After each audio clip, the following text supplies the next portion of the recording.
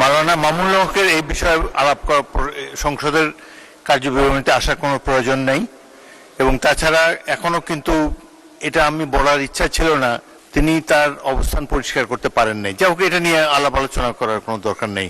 মুজিবুর রহমান সাহেব কি বলবেন এই সম্পর্কে? বলেন না কিছু।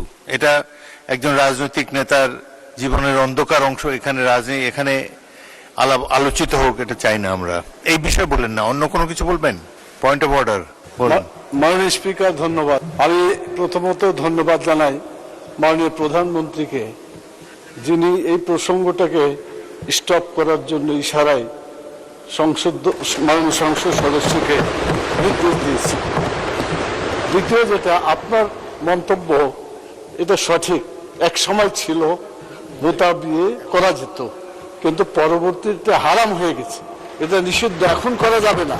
এই কথাটা আপনি যোগ করে দিলে এটা সঠিক তথ্য থাকবে, না হলে এভাবে থাকলে মনে হবে যে বোধহয় এখনো কিছু করা যাবে। এটা আর করা যাবে না, এটা হারাম।